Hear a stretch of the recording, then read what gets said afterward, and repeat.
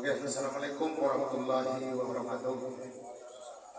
Para pemirsa dan penonton yang berbahagia, pada kesempatan kali ini kita kembali di panggung channel ngobrol TV di Ampera Boronis kilometer 1 Pasir Pangarayan, Kabupaten Provinsi Riau. Dalam kesempatan ini, para pemirsa dan penonton yang berbahagia, kita akan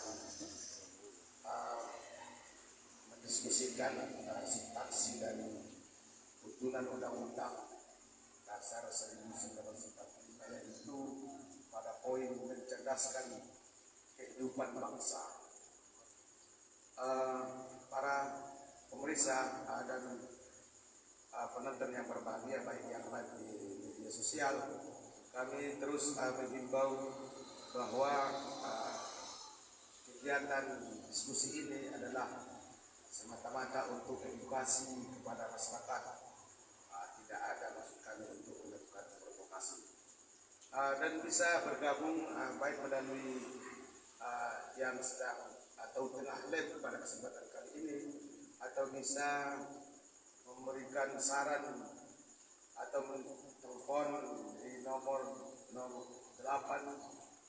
082175352039 atau di nomor 081371770386. Ya, para pemirsa dan penonton yang berbahagia, kali ini kita akan berdiskusi dengan tokoh Riau yang selama ini menggeluti dunia pendidikan, yaitu Bapak Dr. Henry. Selamat malam dan selamat jumpa, Pak. Selamat malam. Pak Guru. Assalamualaikum. Assalamualaikum warahmatullahi wabarakatuh. Waalaikumsalam. Sebelum diskusi kita ini kita lanjutkan, Pak Dokter. Mungkin para pemirsa dan penonton yang mendengarkan pada hari ini pengen tahu Pak Dokter ini problemnya seperti apa. Bisa disampaikan dulu, Pak. Baik. Pertama saya ucapkan terima kasih dulu lah atas undangan di forum yang keren Ngopi Channel, sebuah forum diskusi yang menarik ya, yang bisa mengeksplorasi ide dan pemikiran serta gagasan, dan saya yakin itu juga masalahnya. Baik, karena diminta perkenalkan ini berarti saya tidak dikenal sebenarnya. Karena tidak dikenal ya harus memperkenalkan diri. Saya ini orang Rohul ya, orang Rohul, orang Pasir Pangarayan. Kalau ditanya lahirnya, ya lahir di rumah ibu saya di Pasir Kota Baru. Sebenarnya Pasir Kota Baru itu ada beberapa kampung. Pasir Kota Baru itu sendiri, kemudian ada Semoti, kemudian Kampung Baru, kemudian sampai ke Kampung Masjid. Itu namanya Pasir Kota Baru. Kemudian semua kampung tadi menjadi kampung tersendiri yang Pasir Kota Baru tinggal. Nah, saya memang dari Semoti yang lahir, kemudian pindah ke Pasir Kota Baru.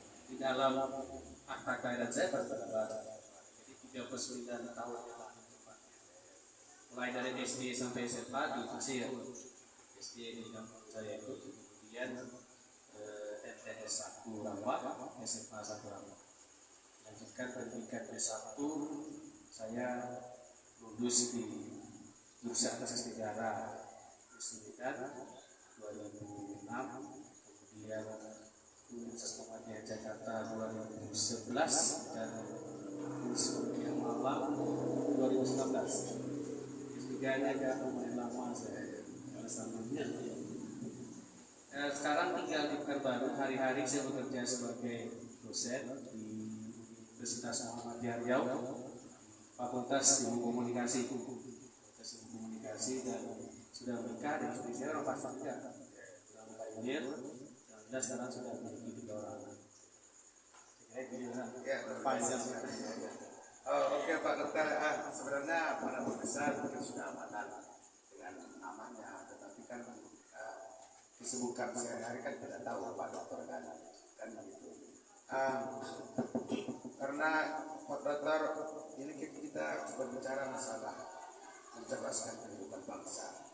Secara global di UNESCO itu kita ikut sebagai anggota tetap di Badan Pendidikan Global itu dari salah satu orang yang aman. Kalau Bapak melihat pendidikan nasional kita ini di dunia bagaimana? Baik, terima kasih. Ini pertanyaan yang menarik sebenarnya. Yang ini tidak hanya menjadi perhatian dari kalangan individu saja sudah, tapi bagi semua kita bahwa ada sebuah kerisauan terhadap kualitas manusia.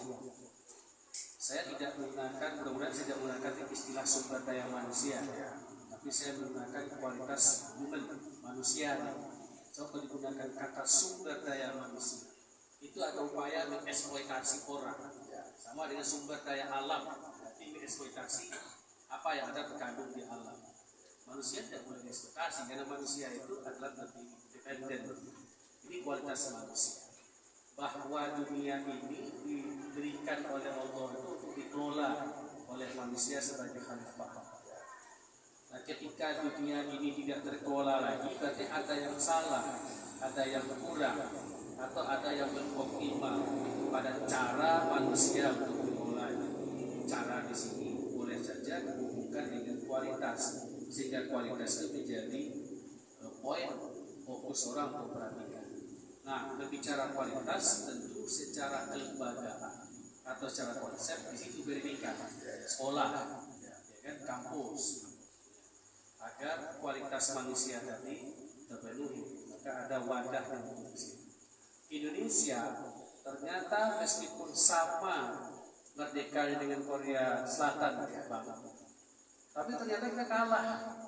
Speed kita kalah. Korea Selatan maju sudah menjadi negara maju. Sementara kita masih sama. Padahal perbedaan kemerdekaan ini berapa hari saja yang kedua kita dengan Korea Selatan. Artinya ini menjadi hal yang penting dan urgen menjadi perhatian pemerintah.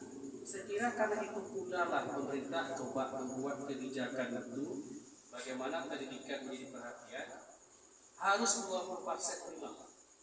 Yang dalam undang-undang itu 20 tahun 2023 itu 2003 yang mengharuskan anggaran baik level APBN, APBD provinsi maupun kabupaten kota minimal 20%.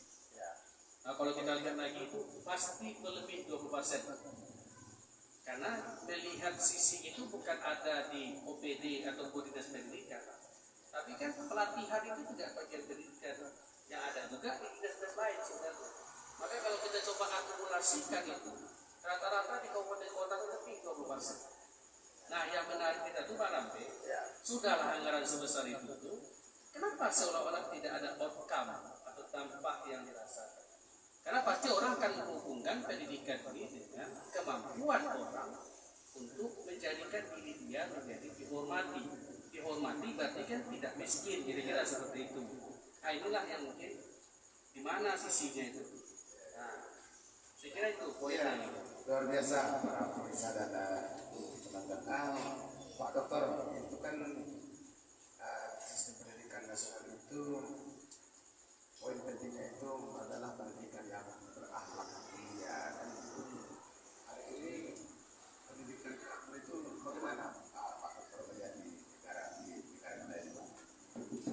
Ya, jadi kan memang setiap orang dulu sekitar 5 tahun yang lalu, hampir semua, mungkin 10 tahun yang lalu, hampir seluruh tema-tema pendidikan itu ingin membentuk karakter manusia yang berkarakter. Jadi sebenarnya dari soal karakter sudah lama sebenarnya.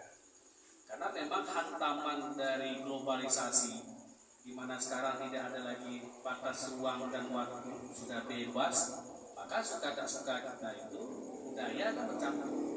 Akulturasi budaya itu nggak bisa kita hilangkan. Ketahanan kita menghadapi ancaman atau budaya luar itu juga kadang-kadang goyah. Nah, disitulah kemudian dengan proses beradunya bergulat budaya tadi, kita terkadang kehilangan identitas diri, kehilangan identitas lokal kita sebagai orang yang memiliki ciri khas tertentu etikanya.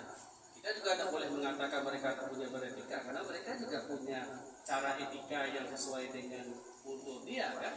Tapi mungkin yang kita maksudkan kultur kita, ya kan? Ciri khas kita sebagai bangsa Indonesia. Nah ini yang saya kira karena benturan ataupun masuknya dorongan budaya tadi, sehingga kita kalah.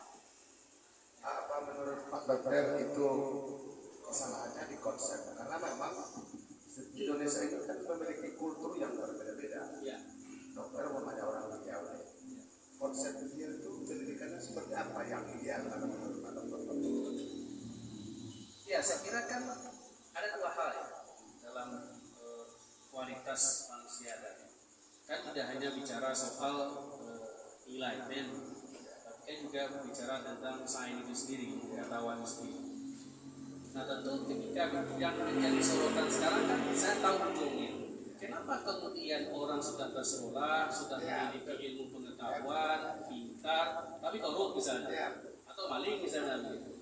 Kan seolah-olah kita tidak memiliki pendidikan kita tidak membawa value, tapi hanya outputnya berupa pengetahuan saja, ilmu pengetahuan saja. Itu jadi poin kita.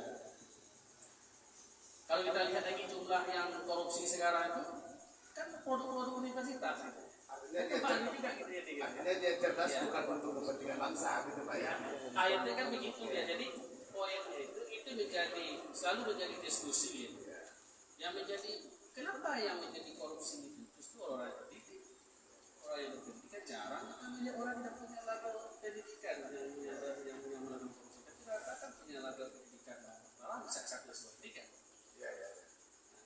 Maka dia menjadi menjadi sasaran orang. Ini ada problem.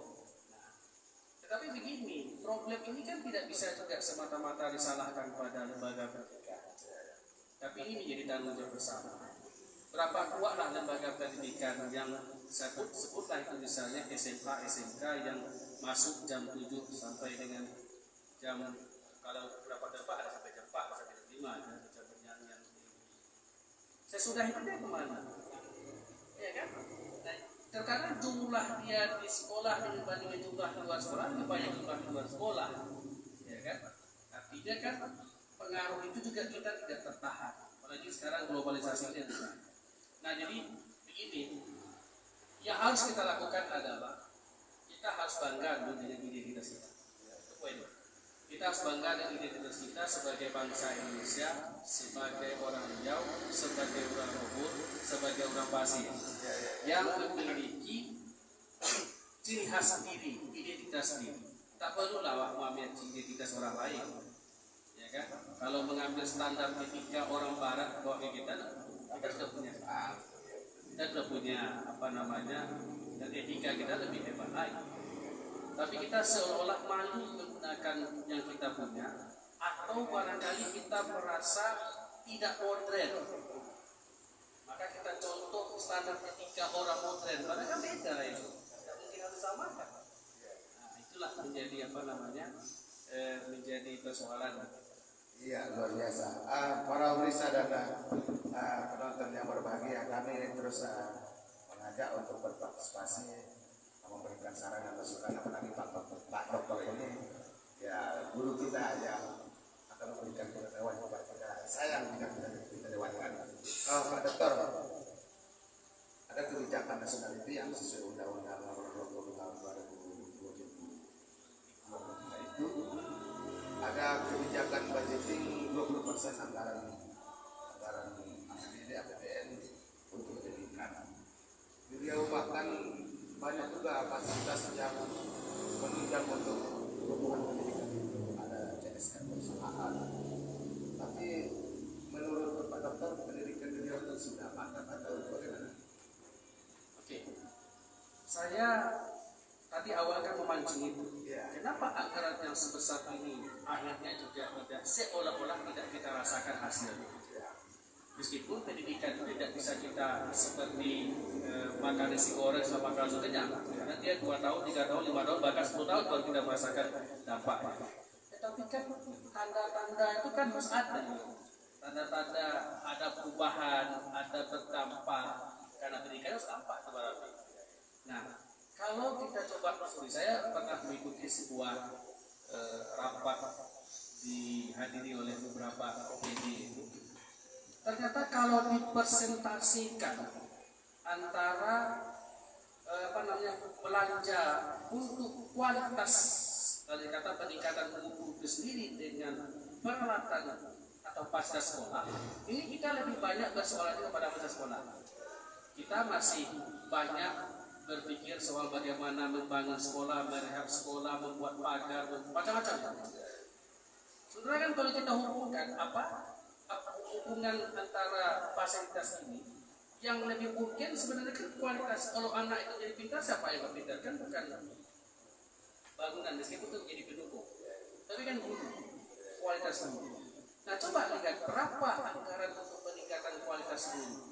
Saya harus kritik dalam hal ini. Pada poin ini kita minim atau kita kurang untuk meningkatkan kualitas guru. Kemarin pada waktu kita musibah COVID 2019 itu, COVID-19 itu kan 2 tahun 2019, 21, 22, angka 22, setengah 22. Kalau kita lihat bagaimana kualitas, jangan kualitas pendidikan untuk apa? Untuk murid kita. Guru juga untuk mendapatkan kompetensi dia, pelatihan dia, itu kan kompetensi. Berapa ini? Apalagi misalnya tidak ada dilakukan atau minim pelatihan bagi guru. Coba tanya, bagi guru berapa pelatihan yang dia peroleh 1 tahun dan seperti apa jenisnya yang dia peroleh. Untuk provinsi kan kewenangan sampai SMA sama SMP. Ini minim parameter. Yang banyak memang pembangunan fisik sekolah. Nah, artinya kita membangun keberadaan sekolah dulu. Pertanyaannya sampai kapan ini kita harus berulang-ulang untuk membangun fasilitas sekolah, pagar, segala macam. Kapan kita mulai menyeimbangkan itu atau kualitas mengarahkan karena orientasi ataupun yang langsung berhubungan itu adalah guru dengan siswa, itu yang harus ditinggikan. Guru dan siswa, kualitas guru yang mengajar, kemudian penunjang buku untuk siswa. Kan ini kalau kita mau lihat langsungnya, ya kan? Oke, pagar penting itu begitu keamanan. Tapi yang lebih urgent di sini, artinya jangan kalah yang untuk utama ini daripada yang untuk wajib ini daripada untuk sunat. Itu mau kita wajib. Jadi yang wajib harus lebih besar daripada yang sunat. Iya, luar biasa. Pak Betul, saya teringat apakah ini sudah jam 1 datang dari PR nomor 2 tahun 1996. Arah pendidikan Indonesia adalah pendidikan Pancasila kan gitu. Kita tahu di sila kelima itu adalah keadilan sosial bagi seluruh rakyat Indonesia. Saya menyayangkan ini di kampung Patok sendiri, di daerah-daerah yang notabene di pinggiran. Kadang-kadang cuma satu kepala sekolah yang pegawai sipil, tidak ada sekolah politik. Itu ada yang masyarakat itu. Kalau kita mengacu kepada Pancasila ini, ada tak apa persoalan ini? Banyak persoalan sebenarnya, tapi bisa dipetakan. Ada pemetaan itu, orang memang berlomba-lomba ingin menjadi PNS, tapi takut dipindahkan ke tempat yang kecil. Kalau dipindah ke tempat terpencil beberapa tahun, kita pindahkan ke tempat saya kasih tunjuk langsung apa TKP-nya apa. Sekarang kita harus cari masalah. Kenapa orang tidak mau tinggal di Bonai dan Bangsa? Jawabannya kan infrastruktur. Jawabannya kan fasilitas. Kalau fasilitas bagus, orang mau tinggal di Bonai. Orang mau tinggal. Fasilitas yang dimaksud begini. Terus jalan misalnya. Kalau jelek orang mau. Listrik penerangan di kampung. Kalau bersolat orang tidak. Tapi kalau suasana juga di sana, suasananya juga dia peroleh di pasir, dia juga peroleh seperti ada di pasir, ya tidak ada yang mau begini. Ya kan? Nah persoalannya itu adalah penunjangan. Akibatnya orang berbondong-bondong mau dekat di kota. Ya? Nah kalau misalnya pergi jarak dari Bonai ke ibu kota hanya menempuh beberapa jam, tidak ada masalah. Kalau menempuh beberapa jam, orang tidak punya. Kalau menurut dokter itu kualitas pendidikan yang diterima oleh siswa baik pendidikan SD sampai awam aja, karena tidak benar negeri punya berbeda nggak dengan mereka yang bukan baru, semuanya berprestasi. Kita dari kampung ini, saya ingat waktu kecil itu di kampung saya itu kan tak ada listrik. Jadi belajar tuh pakai lampu tombok, bisa jadi ke sekolah. Jadi kalau juga enggan kepada itu, payah tidak saya kumpul. Artinya juga tidak ada jaminan fasilitas listrik ini menjadi orang cerdas. Ternyata orang hebat itu orang kampung semua. Orang kampung, mohon maaf saya tidak minta orang kota ya. Orang kota juga lebih hebat lagi itu. Artinya begini, potensi hebat itu ada di mana-mana. Karena itu ada, jadi tidak satu faktor memang yang akan menyebabkan orang itu menjadi tidak hebat. Tapi banyak faktor. Nah faktor yang lebih itu kan terkadang kita lihat dalam kondisi yang tertekan, kondisi situasi keluarga kampung itu menyebabkan motivasi kuat. Sehingga motivasi itu pelajarnya tinggi. Kadang-kadang kita ketika proses lengkap agak loyo kan, kita agak santai. Seperti Riau ini karena banyak minyaknya santai. Habis minyaknya karena terlalu lama santai juga, habis juga kita gitu kan. Nah jadi mungkin banyak faktor Barambe untuk soal yang demikian. Jadi kalau dihubungkan juga tadi, saya juga tidak ingin mengatakan gara-gara sedikit PNS kualitasnya tak. Kalau kita sebut seperti itu seolah-olah yang tidak PNS yang tidak berkualitas loh. Ya kan enak juga kita itu kan. Ini memang menyimpulkan bahasa daripada tidak ada. Kan gitu. Artinya Barambe. PNS itu status. Oh gitu ya. Kualitas itu ada pada orangnya. Kalau orang bukan berarti yang honorer tidak kualitasnya di bawah itu juga kan.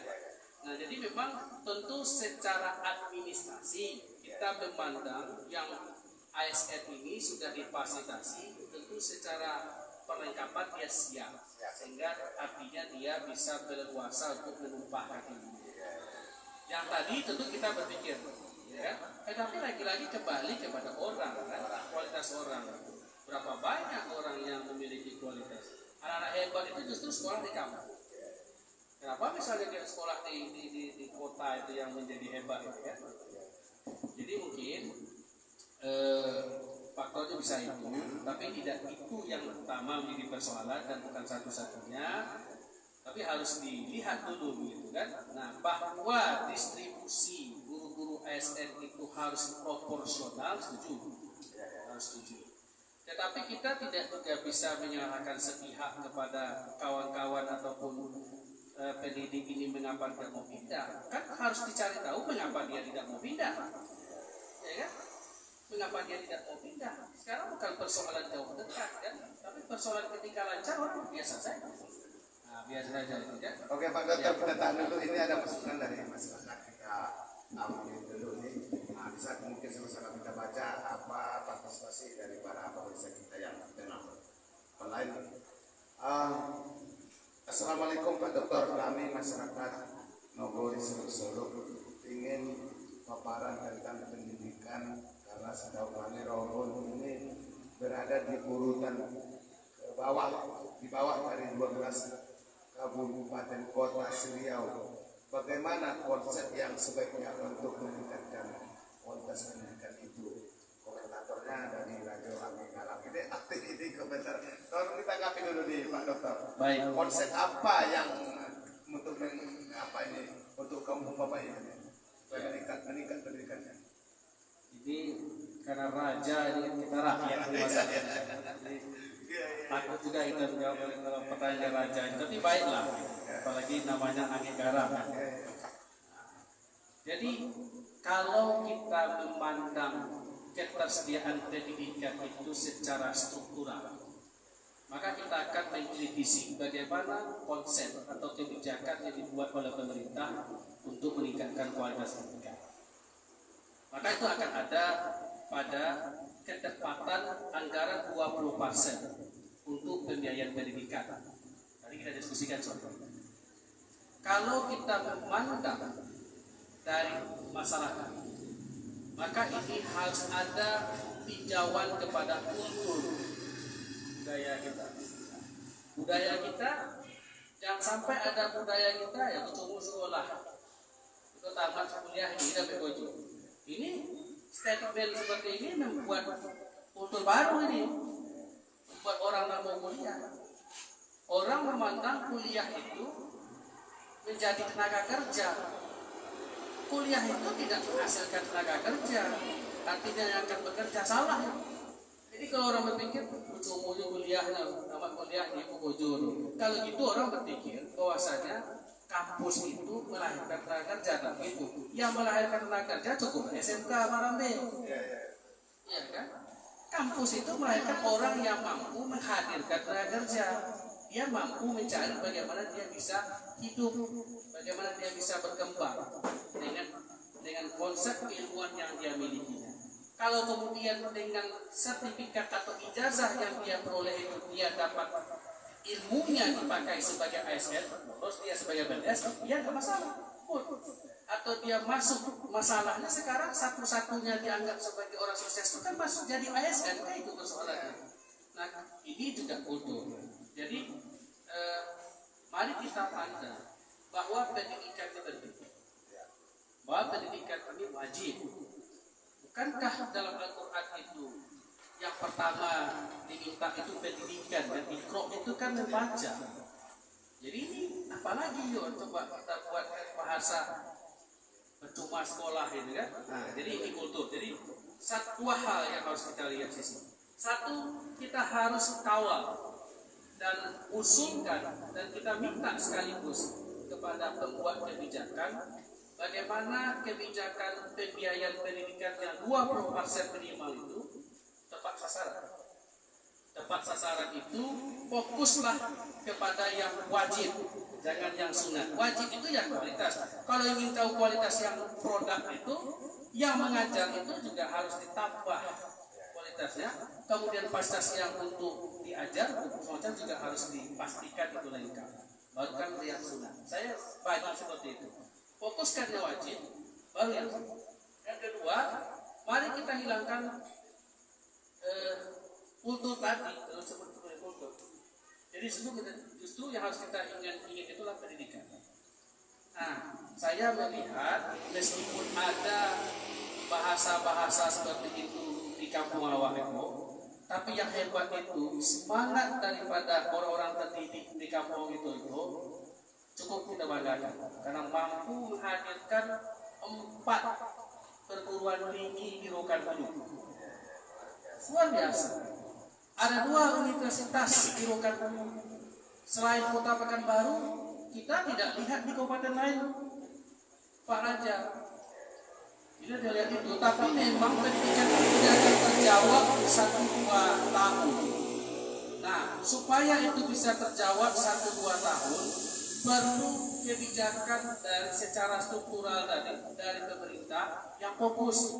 Nah, saya kalau bicara yang fokus ini panjang dan menarik ini. Karena sejak Rokan Hulu berdiri 99, mungkin ada kawan-kawan yang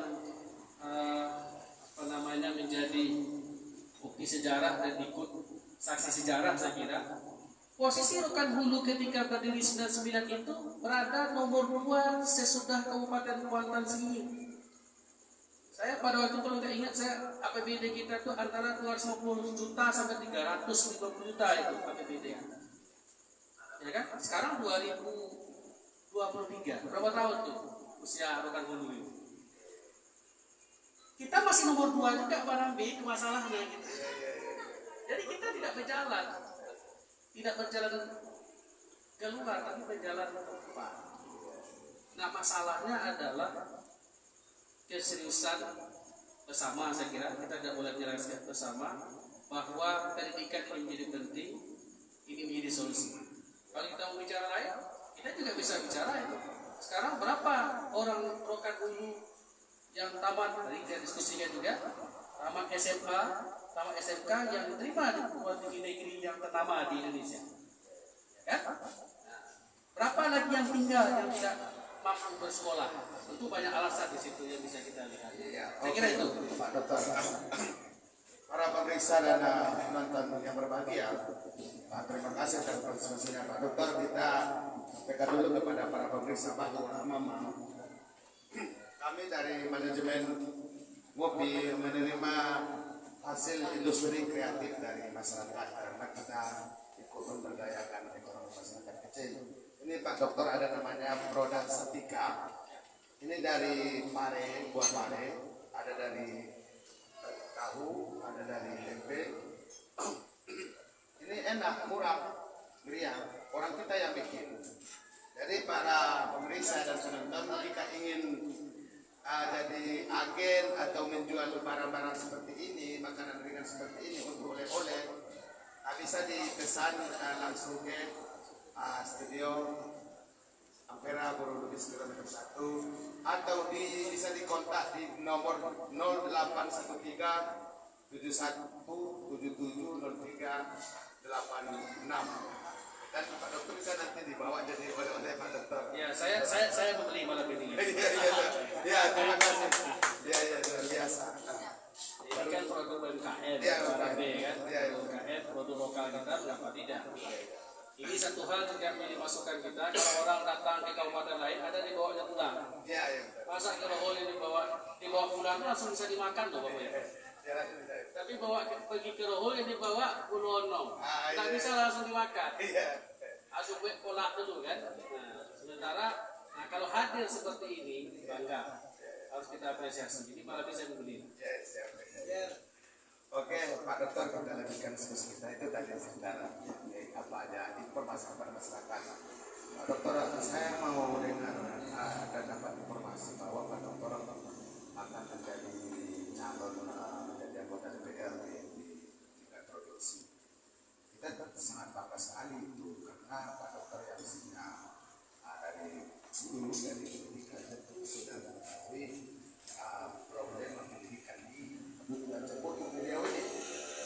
Padahal kita tahu pendidikan itu adalah hak dari warga negara yang harus dipelihara oleh pemerintah dan merupakan kewajiban pemerintah. Kan itu kewajiban dicerdaskan kehidupan bangsa dari pemerintah. Kalau seandainya nih, saya berada anda nih Pak Dokter, Allah memberikan rahmat kemudian Pak Dokter menjadi wakil rakyat mendelegasikan kewenangan rakyat itu sendiri ke Pak Dokter di DPRD provinsi Riau. Apa kebijakan apa yang Pak lakukan untuk pendidikan? Pertama saya aminkan dulu ini ya. Amin. Yang kedua, fungsi legislator di provinsi itu kan ada 3 kan, legislasi, budgeting, dan pengawasan. Fungsi budgeting itu ada pada pembahasan APBD. Pada pembahasan APBD itu akan bermitra dengan OPD terkait. Kalau dia pendidikan, itu dengan dinas pendidikan.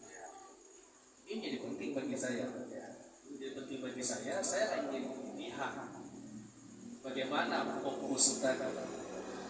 Yang mana yang digunakan 20% itu poin mana yang digunakan. Supaya kita betul-betul tercapai tujuannya untuk meningkatkan kualitas manusia, bukan tujuannya mempercantik cat fasilitas pendidikan. Bagi kita seperti itu, karena bukan cat itu yang dipercantik, tapi orangnya yang harus dipercantik, yang harus kualitas orangnya, bukan kualitas warna cat, kualitas warna gedung. Ngapain ada warna gedung mau kita pertandingkan? Orang tidak melihat warna gedung itu, karena kita masih berpikir supaya orang hadir cantikkan warna gedungnya. Jadi kita masih terjebak pada sampul, tapi bukan pada kualitas tersebut. Jadi itu salah satu ya di bagian pendidikan penting bagi saya, karena itu anggaran 20% tinggi. Nah, sektor itu. Yang kedua, pengangguran, karena angka kemiskinan kita tinggi. Miskin itu disebabkan pekerjaan yang kurang, ujungnya adalah pengangguran. Kita mau lihat ketersediaan pelatihan kerja bagi pengangguran. Bukankah BLK yang ada di Pasir Pengarayan itu sekarang menjadi BLK Provinsi Riau, karena BLK yang ada di Jalan Paus baru itu sudah statusnya nasional. Nah, kenapa itu tidak difasilitasi untuk menyediakan pelatihan? Fasilitasnya sudah ada, ya? Ya, artinya kan itu, nah itu tadi pemahamannya.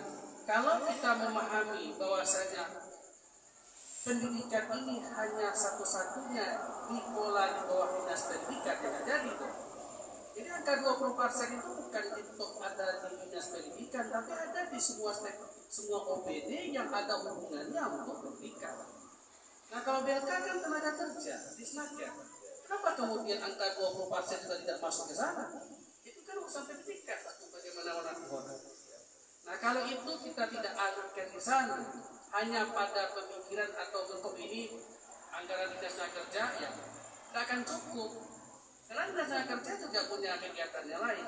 Akibatnya lembaga yang sudah tersedia itu tak kita pakai-pakai, akhirnya somak yang tumbuh. Yang kalau ada pelatihan di situ beberapa orang, dan jangan sampai pula itu hanya untuk memenuhi laporan bahwasanya itu memang digunakan untuk melatih orang. Sayang, bersatu yang di belakang Pemda, ya kan? Kenapa itu ditempatkan? Kenapa kita tidak menghubungkan kepentingan? Kita miskin nih, kenapa tidak kita manfaatkan? Bukan itu untuk orang Riau. Orang Riau itu karena di kampung itu orang Luhur, lah orang Luhur orang Riau harus banyak. Saya beberapa waktu lalu ke Sumatera Barat. Sumatera Barat itu ada BLK yang punya pusat, ada BLK yang punya beberapa provinsi Sumatera Barat. Yang punya pusat itu harus Sumatera Barat semua harus itu. Meskipun orang Riau juga boleh ke sana, tapi orang Sumatera Barat hebat mereka. Terdidik mereka ada di kampung dia, belajar dekat rumah. Sekarang ada tempat di tempat kita, tapi tidak kita gunakan. Pasti alasannya kemarin diskusi dengan para UPT, anggaran tak ada. Ya kan anggaran untuk motor rumput payah kita ini. Pertanyaannya kemudian, itu anggaran 20% pendidikan kenapa tidak diambil ke sana? Nah saya kira ini juga ide dan gagasan yang harus kita terjemah, interpretasi. Bagaimana penganggaran itu ditempatkan pada posisi yang tepat. Kita tidak membuat interpretasi baru. Tetapi ya pendidikan itu, urusan pendidikan itu bukan harus diartikan dalam artian sempit urusan dinas tertentu. Tapi semua dinas yang berkaitan dengan pendidikan punya ruang di situ. Itu dia Pak Romi. Ini serius Pak Romi ya? Macam kuliah, enak saya mau santai. Tapi kan apa aja sih aku serius ya. Jadi Pak Dokter ini bukan, ini sudah kayak kompani pula ini. Ada partisipasi masyarakat, tapi saya tidak tetap karena Bapak sebentar lagi mau wakil rakyat kita aspiratif kepada mereka di penonton kita. Selamat malam Pak. Infonya Bapak calon Dewan Riau. Tolong Pak, partainya apa? Biar kami tahu dan ingat nanti. Tapi jangan lupa Pak, dunia pendidikan. Komentar dari Tania Sakita. Ini partai gimana? Terangkan dulu Pak, biar Bapak yang menerangkan. Pak Rambe, saya sebenarnya tadi mau mencuri-curi waktu. Mencuri waktu untuk menyebut ini. Ketika ada pertanyaan ini, udahlah. Saya terus terang saja lagi gitu kan. Nah, sah ini kan ditanya langsung gitu kan. Kita harus tampuk aspirasi ini Pak. Baik, Bu Tania Sagita, ya, atau Saudara Tania Sagita. Jadi, Bismillah saya maju untuk DPRD Provinsi Riau. Untuk daerah pemilihan Riau 3, yaitu Rokan Hulu secara keseluruhan. Partai saya adalah Partai Demokrat, nomor urut 4 di daftar calon sementara. Mudah-mudahan tak berubah pula, ya kan? Nomor urut 4 Insya Allah dari Partai Demokrat, daerah pemilihan Rokan Hulu. Saya karena berlatar belakang demikian, dan ini juga sudah kita diskusikan malam ini, tentu tak mungkin pula saya tidak bawa pendidikan itu, karena kuncinya ada di pendidikan. Bicara kemiskinan itu nggak selesai masalah kita sehari 2 hari atau 1 kali anggaran 2 kali anggaran tanpa solusi yang efektif yang namanya pendidikan orang. Tidak bisa. Mau dianggar berapa kali anggaran di APBD itu nggak bisa dia bisa habis. Tapi untuk mengurangi, yes oke. Tapi untuk bisa hilang menurunkan secara signifikan, maka harus ada usaha yang terencana, tersusun secara sadar. Nah usaha itu namanya pendidikan untuk mencerdaskan itu. Nggak ada solusi lain. Saya kira itu. Oke, para pemirsa dan penonton yang berbahagia. Pak Dokter, ini kan kalau kita mengacu kepada sistem pendidikan nasional itu kan sudah ada programnya wajib setiap tahun ya 12 ya. Itu sampai tingkat Ya dulu 9 ya. tahun. Sementara kita Riau kan ya kenal lah penampilan daerahnya kaya.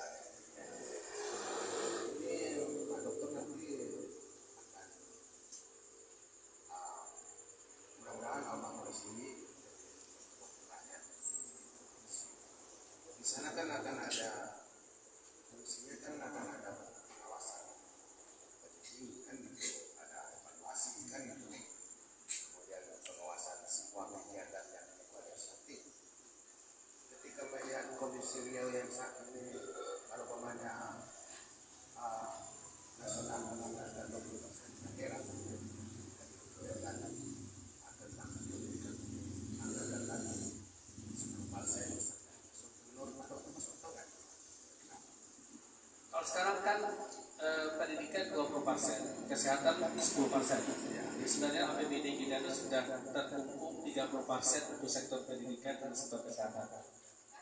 Jadi sisanya itu kan operasional, kemudian yang lain-lain. Makanya kalau fokus pada memikirkan struktur APBD itu berat memang untuk membangun daerah, hanya berharap pada sektor itu.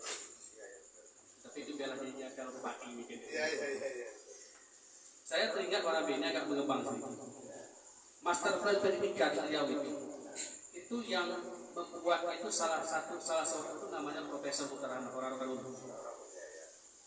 Master Pendidikan Rokan Hulu, saya kebetulan ikut tukang etik lah saya. Tahun 2007 itu kita buat Master Pendidikan Rokan Hulu. Pada waktu itu muncul diskusi diantaranya lah ini masalah kemiskinan.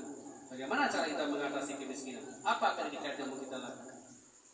Prof. Dr. Ahmad bilang, banyakkan jumlah SMK daripada SMA. Logika pada waktu itu, kalau anak-anak Rokan Hulu nggak sanggup kuliah, tamat SMK dapat kerja. Dia punya skill untuk bekerja. Kalau anak Rokan Hulu ini mampu kuliah, nggak ada masalah, langsung. Maka ada upaya mereposisi jumlah SMA, jumlah SMK itu 60-40. SMK 60%, SMA 40%. Supaya yang lain itu adalah orang-orang kalaupun dia misalnya tidak sanggup kuliah, dia bukan pengangguran karena dia punya skill dari sekolah kejuruan. Masalahnya barangkali guru tak cukup.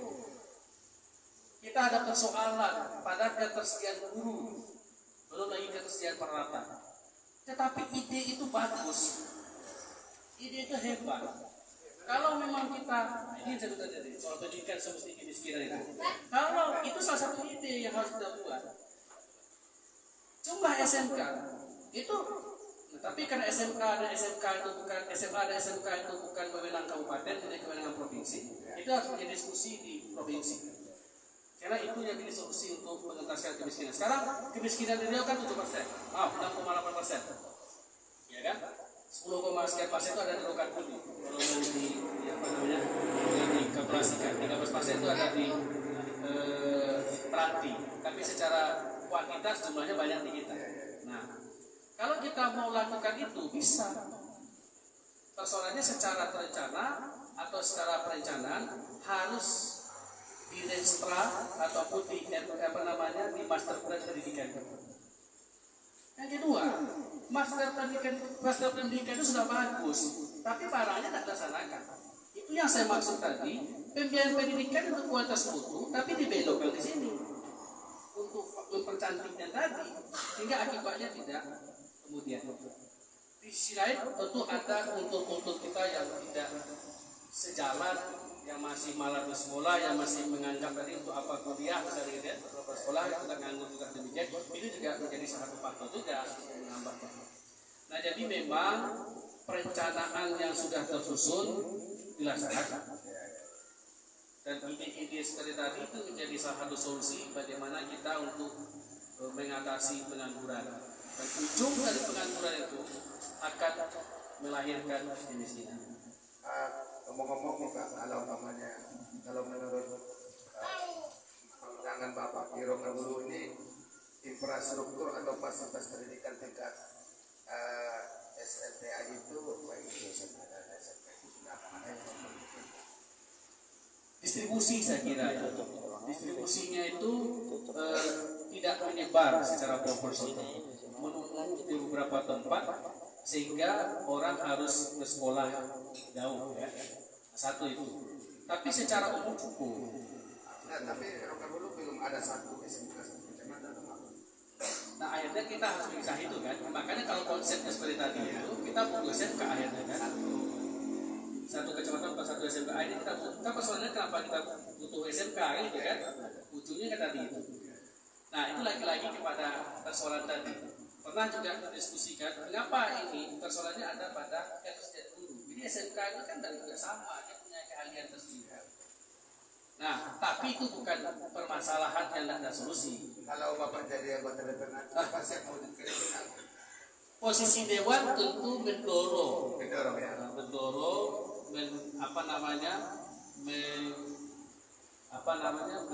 push, bagaimana mendekat lah ya, bagaimana pengambil kebijakan untuk mitra kerja dinas pendidikan itu ya supaya serius kan. 20% jangan untuk pembiayaan semua untuk operasional, tapi juga harus untuk arah pada kualitas buku.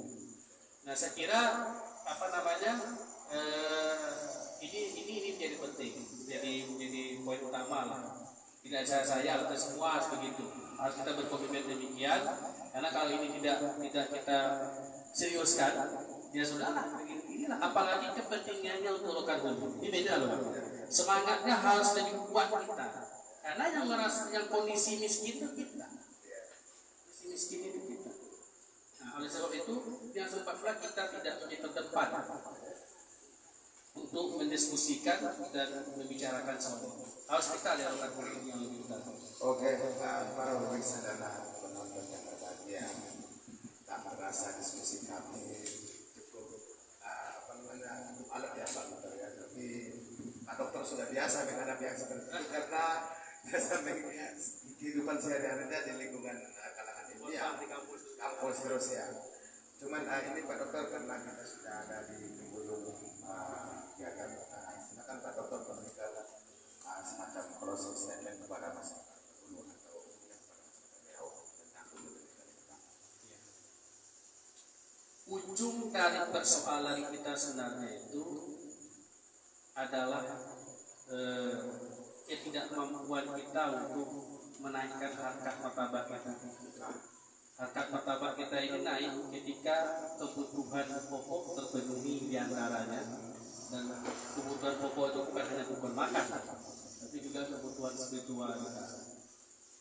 Pendidikan salah satu solusi untuk itu semua. Dan karena itulah mari semua kita bersama-sama untuk memperhatikan kualitas manusia, kualitas diri kita dengan cara sekolah. Saya ingin ngajak masyarakat dulu sekolah yang belum tentunya gitu ya. Kemudian jangan ada lagi bahasa-bahasa yang mengatakan untuk apa kuliah kalau pengen dulu. Nah itu jangan lagi biasa itu. Kalau ada pembiayaan kuliah, kalau tidak ada pembiayaan sekarang banyak beasiswa itu ada semua. Oleh sebab itu tidak ada alasan lagi untuk kita tidak bersekolah ataupun tidak kuliah. Oleh sebab itu pendidikan adalah kunci untuk meningkatkan kualitas diri kita, dan itulah menjadi kunci untuk kesuksesan kita. Kesuksesan lokal hulu itu, kemiskinan lokal hulu itu obatnya pendidikan. Oke, terima kasih Pak Dokter. Para pemirsa dan penonton yang berbahagia yang sedang di media sosial, apa yang disampaikan oleh Pak Dokter tadi kita ulas dalam tema Undang-Undang Dasar 1945 dasar kehidupan bangsa. Ya, menurut tokoh pendidikan nasional yaitu Ki Hajar Dewantara, pendidikan itu bukan untuk mencari kerja, tapi pendidikan itu adalah untuk tuntutan hidup. Kemudian yang namanya pendidikan ini saya teringat sebuah hadis atau ungkapan dari yang biasa di dalam agama Islam. Belajar itu mulai dari lahir sampai miliar lahat. Artinya tidak ada, semua hidup kita ini adalah untuk belajar. Demikian kami dari manajemen Ngobrol Perguruan Tinggi yang dipimpin oleh sekali manajer Logis, kameramen Mustafa Nasution, saya sendiri sebagai panelis. Mohon maaf jika ada penyampaian yang kurang pada tempatnya. Intinya kami adalah ingin semata-mata mengedukasi masyarakat. Wabillahi taufiq wal hidayah. Assalamualaikum warahmatullahi wabarakatuh.